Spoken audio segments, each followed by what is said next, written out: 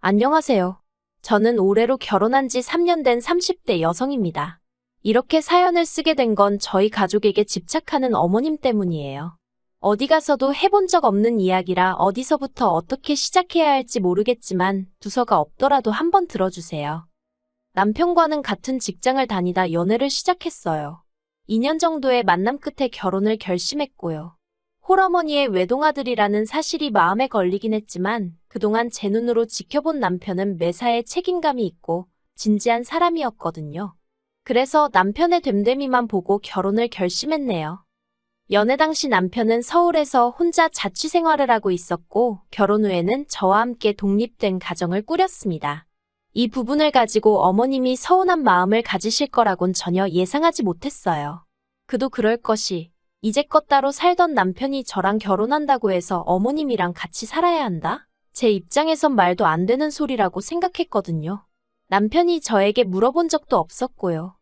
그런데 막상 저희가 신혼생활을 시작하고 반년도 되지 않았을 때부터였습니다. 거짓말 조금 보태서 정말 매일같이 어머님은 외롭다는 이야기를 하기 시작하시대요. 만났을 때는 물론이고 전화 문자로도 쉬지 않고 말이에요. 매번 하시는 말씀이 니들은 둘이라서 좋겠다. 나는 혼자라서 외롭고 심심하고 우울하다였고 이 레파토리를 정말 귀에 딱지가 않게 들었어요. 그리고 말이 나와서 말이지만 처음부터 제가 이런 어머님의 말씀에 시큰둥하게 반응을 했던 것 아닙니다. 처음에 시집오고 얼마 되지 않았을 땐 저도 좋은 며느리란 소리가 들어보고 싶었거든요.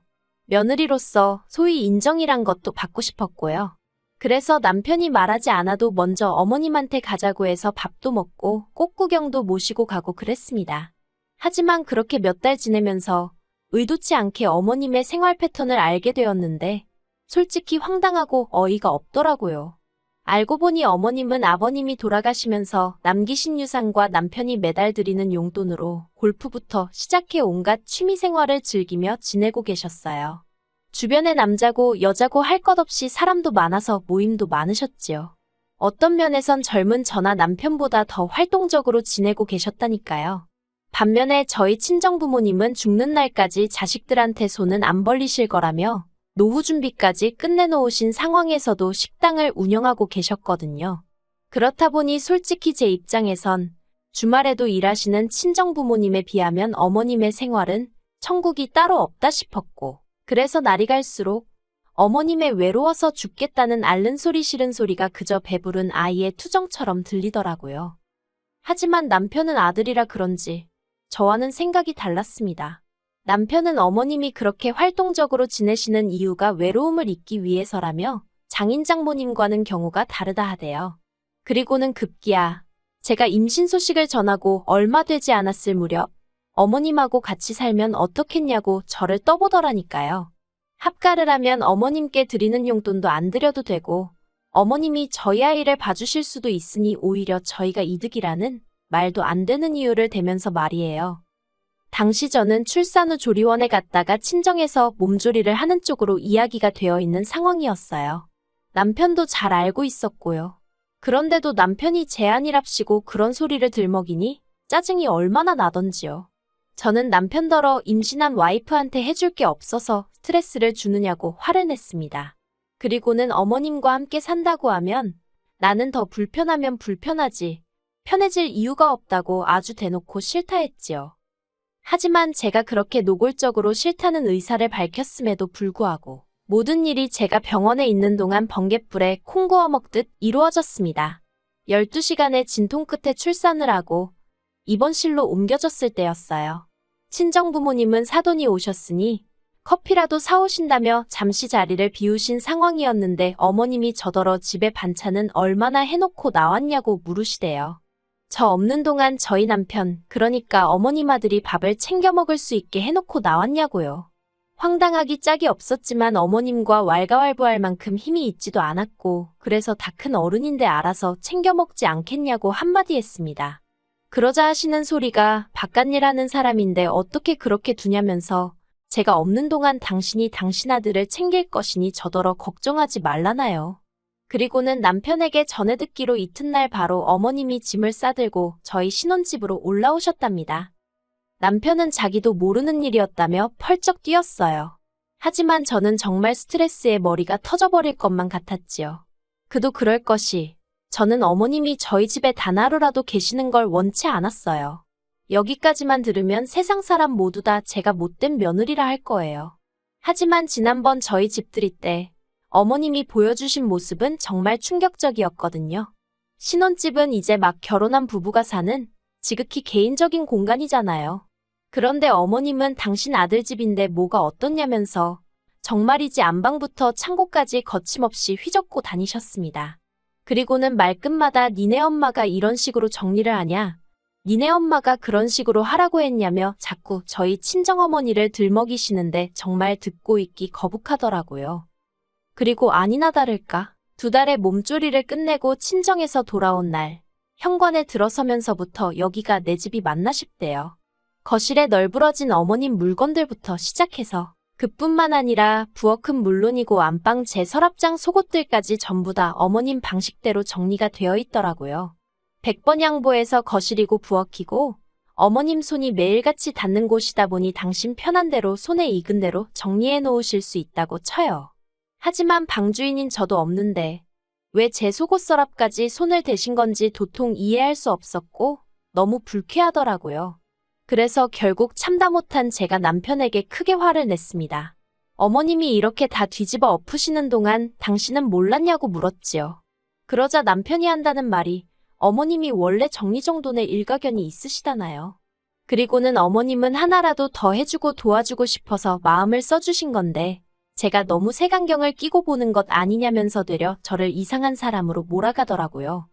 상황은 거기서 끝나지 않았습니다. 어머님 말씀대로면 제가 왔으니 더 이상 어머님 아들 그러니까 저희 남편 식사 걱정은 안 하셔도 됐잖아요. 그러니 이제 그만 내려가셔도 될 것 같은데 도통 내려가실 생각을 안 하시는 눈치시대요. 일주일이 지나고 열흘이 지나도록 말이에요. 결국 참다 못한 제가 어머님께 언제쯤 내려가실 생각이냐고 물었습니다. 그러자 어머님이 그렇지 않아도 다음 주에 내려가신다고 하더라고요. 그래서 더는 이것저것 묻지 않았어요. 어쨌든 이제 내려가신다고 하니 가시기 전까지 별탈 없이 이상한 말 나오지 않게 지금까지 해온 것처럼 잘해드리자. 그런 생각만 했지요. 그런데 어머님이 내려가시는 당일 아침부터 애 보느라 저는 정신이 하나도 없었거든요. 그래서 남편이 어머님 모셔다 드리고 온다는데도 그러라 하고 제가 따로 뭔가 챙겨드리고 그런 건 못했어요. 그리고 안방에서 애랑 실랑이 하다가 그만 살짝 잠이 들었지요. 정말이지 한 20분이나 잤나 싶은데 눈을 뜨니까 벌써 어머님이랑 남편은 출발하고 없더라고요. 인사도 제대로 못 드렸는데 그새 가버리셨네 싶어서 아차 싶대요. 그리고는 혹시 뭐 두고 가신 건 없나 하는 마음으로 어머님이 지내시던 작은 방 문을 열었는데 어머님 여행 가방이랑 그런 게 전부 다 그대로 있는 거예요. 설마 싶어서 여행 가방을 열어보니 어머님 옷도 그대로 있고요. 하다못해 화장실에 칫솔까지 그대로였지요. 당황한 제가 남편에게 전화를 했어요. 그런데 남편이 전화를 안 받더라고요. 그리고 몇 시간 후 어머님을 모셔다 드린 남편이 집으로 돌아왔습니다. 제가 어머님이 왜 짐을 다 두고 가신 거냐고 설마 다시 오시는 거냐 물었네요. 그러자 남편이 우물쭈물하더니 기껏 한다는 소리가 어머님이 계셔서 자기가 너무 좋았대요. 모처럼 어머님이 해주시는 밥 먹고 출근하니까 힘도 솟고 일에 능률이 오르는 것 같았다나요. 그러면서 그러지 말고 저더러 한 1년만 더 같이 살아보잡니다. 저도 곧 회사에 복귀해야 하는데 어머님이 계시면 분명히 도움이 될 거라면서요. 어이가 없어서 절대로 그렇게는 못한다고 했어요. 그런데 남편도 완강하게 버티더라고요. 왜 살아보지도 않고 무조건 싫다고 하냐고. 살다가 정 안 되겠으면 그때 내려가시라 하면 되지 않겠냐대요. 솔직히 잘한 행동은 아니지만 몇 번이고 합가에 대해서는 분명히 제 의견을 밝혀왔는데 시쳇말로 남편이 저를 먼저 개무시했다는 생각에 어찌나 분하던지 정말 남편이 꼴도 보고 싶지 않았습니다. 그래서 그때부터 남편을 철저히 무시하기 시작했네요. 하지만 남편도 남편대로 미안하다 말은 몇 번이고 하면서도 절대로 고집을 꺾지 않더라고요. 그리고 그렇게 감정의 골이 깊어질 대로 깊어지던 시기에 정말로 어머님이 올라오셨습니다. 저더러 마치 보란듯이 짐도 더 바리바리 챙겨서 오셨더라고요. 그 짐을 보고는 소위 눈 돌아간다고 그러지요? 제가 딱 그랬어요. 저도 모르게 어머님 앞에서 한숨을 푹 내쉬고는 도대체 무슨 생각으로 올라오신 거냐고 그랬거든요. 그러자 어머님은 제 말버릇에 놀라신 건지 약간 당황한 표정을 하시더니 이내 제가 남편하고 다 이야기가 된 줄 알았답니다. 그리고는 이미 당신이 전세로 살던 집도 다 정리하시고 오신 거라 달리 돌아갈 곳도 없다고요. 한마디로 배째라는 식으로 나오시는데 정말 어이가 없더라니까요. 하지만 그렇다고 어머님을 계속 문 밖에 세워둘 수도 없는 노릇이었기에 어쩔 수 없이 일단은 집 안으로 들어오시게 했네요. 그리고 이제 와서 말이지만 그때 저는 육아로 지칠 대로 지쳐있던 상황이었어요. 허리는 두말할 것 없고 손목에 발목까지 시큰거리지. 온몸이 부어서 내 몸 같지가 않지. 그리고 무엇보다 잠을 못 자니 미치겠더라고요. 정말 2박 3일 아무도 없는 곳에서 잠만 늘어지게 잡았으면 소원이 없을 지경이었달까요. 그런데 그런 제 앞에서 어머님이 친정어머니보다 더 편하게 해주겠답니다. 남편도 남편대로 미안하다고 이번 한 번만 져달라고 고집을 부리고요. 그래서 결국 제가 못 이긴 척 넘어가지고 말았어요. 아니, 정확히 말하자면 제가 에라 모르겠단 심정으로 남편 말대로 좋은 쪽으로 생각해보기로 한 거지요. 하지만 모전자전이라고 해야 할지 약속은 어디 개나 줘버린 모양이었습니다. 남편과 제가 둘이 살 때는 남편이 아침을 알아서 챙겨 먹고 출근했어요.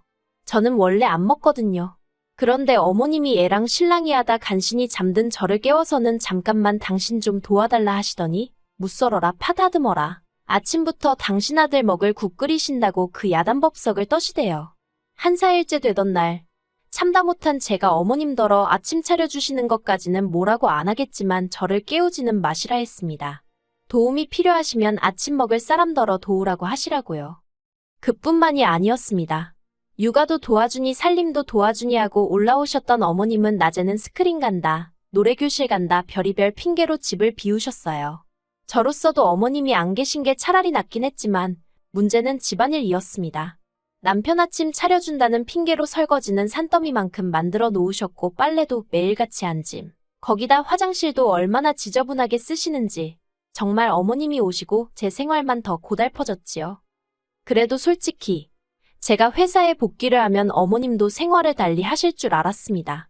그런데 충격적이게도 제가 회사에 복귀하고 이틀째 되던 날이었어요. 어머님이 아이를 봐주신다 하긴 했지만 처음으로 아이랑 떨어져 있다 보니 불안하고 걱정되고 초조하고 그렇더라고요. 하지만 사람들 눈치도 있고 그래서 점심시간이 돼서야 어머님께 전화를 드렸습니다. 신호음이 한참 울리고 나서야 어머님이 전화를 받으셨습니다. 제가 식사는 하셨는지, 애는 어떤지 이런 거 저런 거를 물어보려 하는데 어머님이 정말 작은 목소리로 애가 자서 그런다며 이따 통화하자 그러시는 거예요. 그리고는 뒤로 쿵쾅하는 소리가 나면서 옆에서 누가 끊으라고 하는데 순간 집이 아닌 것 같다는 생각이 딱 들더라고요. 그냥 육감이라고 해야 할지 느낌이 싸했어요. 그래서 상사가 눈치를 줌에도 불구하고 반차를 쓰고 저도 모르게 냅다 집으로 향했습니다. 심장이 어찌나 빨리 뛰던지 당장이라도 터질 것 같았다니까요. 그렇게 집에 도착해서 저는 황당하고도 어처구니 없는 상황을 보게 되었습니다. 어머님은 온데간데 안 보이시고 저희 친정어머니가 와 계신 게 아니겠어요? 제가 친정어머니더러 왜 엄마가 여기 있냐고 물었습니다. 그러자 친정어머니가 약간 난처한 표정으로 저희 어머님이 친정어머니께 전화를 드려서는 한 4시간만 애를 좀 봐달라고 하더래요. 저한테는 절대로 말하지 말라면서 그러면 고부간의 갈등이 생긴다나 어쩐다나. 그리고는 갈등 생기면 솔직히 며느리 입장에서 편하겠냐고. 이건 뭐 완전히 협박을 하셨더라고요. 친정어머니 입장에선 제가 직장도 다녀야 되는 상황에서 어머님 미움 사면 좋을 게 없다 싶어가지고 어쩔 수 없이 와서 애를 봐주고 계셨던 거고요. 친정어머니가 절대로 시어머니한테 내색하지 말라면서 전후 사정을 말씀해 주시는데 솔직히 정말 어른이고 뭐고 속에서 천불나고 입에서 욕 나가게 생긴 판이었습니다. 그렇게 친정어머니를 가게로 돌려보내고 이 상황을 어떻게 할지 생각에 빠졌습니다. 그리고 얼마 후 현관문 열리는 소리와 함께 어머님이 들어오셨지요. 어머님이 저를 보더니 정말 깜짝 놀라시면서 벌써 왔냐며 말을 얼버무리시는 거예요. 어디 다녀오셨냐니까. 잠깐 집 앞에 볼 일이 있어서 나갔다 왔다며 눈으로는 저희 친정어머니를 찾는 것 같은데 안 보이니까 저한테 묻지는 못하고 한마디로 상황 파악을 하려고 그런 건지 눈알이 정신없이 굴러가더라고요. 제가 친정어머니는 가게로 돌아가셨다고 말하자 어머님이 허둥지둥하셨고 저는 미리 챙겨둔 어머님의 짐 가방을 현관으로 내놓으며 나가시라 했습니다. 구구절절 말하기도 싫었고 애도 있는데 어머님이랑 큰 소리도 내기 싫었거든요. 그래서 그냥 나가시라 했어요. 근처 호텔로 가시던지 고향으로 내려가시던지 그건 저도 모르겠고 일단 이 집에는 더는 못 계신다고요. 그러자 어머님이 저더러 오해가 있다면서 사정을 하시는데 그렇게 현관에서 실랑이가 벌어졌을 때 마침 퇴근한 남편이 모습을 보였습니다. 저는 남편을 붙들고 오늘 있었던 일을 이야기했고요. 그러자 남편이 저더러 그래도 그렇지 어머님을 내쫓을 수가 있냐면서 다음엔 그러시면 안 돼요 어머니 그렇게 딱 한마디 하더라고요. 그리고 어머님은 남편이 당신 편을 들어준다 싶어선가 금세 기가 살아서는 안 그럴 거라며 저더러 너 정말 무섭다 그러시는 겁니다. 황당하고 어이없고 그래서 제가 제 짐을 챙겼어요. 그리고는 어머님 저희 집에 육아랑 살림 도와주러 오셨다고 했으니 애는 두고 간다며 저 혼자 친정으로 향했어요. 남편도 아이한테는 껌뻑 죽는 편이라서 애랑 떨어지는 게 마음은 아팠지만 제 나름대로 초강수를 둔 거예요. 그리고 정말 일주일이나 지났을까요? 자초지종을 다 알게 되신 친정부모님도 그런 경우 없는 집구석이 있냐면서 애 주고 이혼해버리라 하시는 때였습니다. 그런데 남편이 저희 친정으로 찾아왔어요. 한마디로 자기가 다 잘못했다. 애한테는 엄마가 자기한테는 아내가 필요하다 돌아와 달라. 뭐 그런 이야기였지요. 어머님도 내려가시게 하겠다고요. 남편은 저희 친정부모님 앞에 무릎 꿇고 앉아서 2시간 가까이 찍소리도 못하고 욕을 있는 대로 먹었습니다. 남편은 죄송하다고 몇 번이고 머리를 조아릴 뿐이었어요. 그래서 마지막 기회를 준다 생각하고 결국 제가 집으로 돌아갔습니다. 집에 도착하니 어머님은 울며 짜며 짐을 싸고 계셨는데 남편은 그런 어머님께 눈길도 주지 않았어요. 그리고 나중에서야 알게 된 게 남편이 출근한 사이에 어머님이 집에 남자를 들이셨던 모양입니다. 당신이 애를 두고 나갈 수가 없으니 친구를 부르셨다 했지만 남편 입장에선 손녀가 있는데 낯선 아저씨를 들였다는 자체가 납득이 되지 않았던 거지요. 저도 그 이야기를 들었을 땐 지금 세상이 어떤 세상인데 싶어서 어머님이 미쳐도 단단히 미쳤구나 싶었네요. 아무튼 그렇게 어머님은 당신 스스로 아들 손을 놓으신 거고 그렇게 저희 부부는 다시 예전의 생활로 돌아가게 되었습니다. 지금 어머님은 결국 다시 원래 지내시던 지역으로 내려가셔서 살고 계세요. 가끔 남편에게 연락은 하시는 눈치지만 남편이 저한테 따로 전하는 이야기는 없네요. 저는 아예 그쪽에 관심을 끊어버려서 궁금하지도 않아요. 부모 자식 사이니 또 언제 어떻게 될지 모르겠지만 당분간은 이렇게 지내는 게 제 정신건강에도 저희 가정에도 좋을 것 같아서 알아도 모른 척 살아가렵니다.